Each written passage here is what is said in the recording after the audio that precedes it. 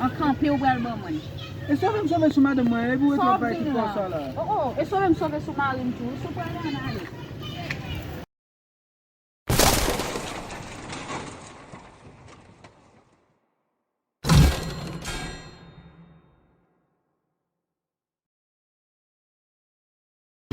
Bon Joeboy chéri, ouais je dis là, pas vin caresser.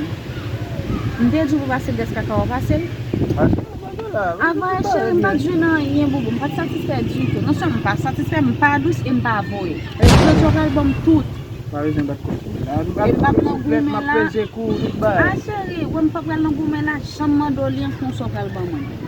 En campé ou album man.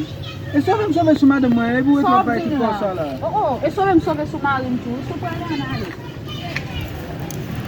Step 1, wake up early, gonna rise with the sun. Step 2, get some good, some food in you. Step 3, think real hard about what you wanna be. Step 4, everybody just do you. Mwen te sou Facebook la men, sou jen bel ti gen la men. Nem la ki kapre dem la men. Allo? Ak gen la chef? Ek po serye ou konen nou la nap met may men. Ou konen jan bay yo e. Ki es? Madame Monti? Ki kwa do e la men? Ki kwa do e la? Amba ache ol pe? Plumen? Mba kwe men?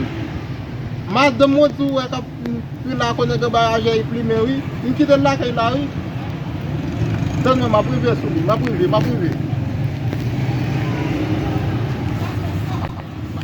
Ma wè pou touye yo.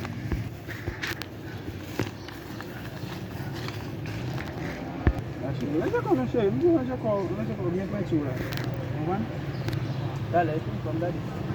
Eden pe fò, eden pe. Mam gade la chéri, mam gade la. Mwen bagan kote ma wap sot si bagay. Jamon nan sote tou wotan.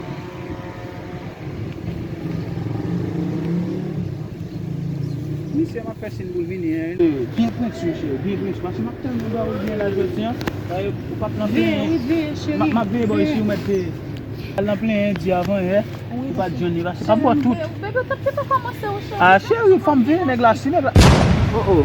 E vin be madame vin na, madame ka vin porte sou nan aja la si. On va chéri faut aider me ba l'autre bon là. C'est la m'a tellement fond nous la jodi an là. Dit que pas Johnny avant Bon, c'est quand on la gueule, on va au commune. Ah bon, tout à fait là. Ka pou te chéri? Voilà, ça bon.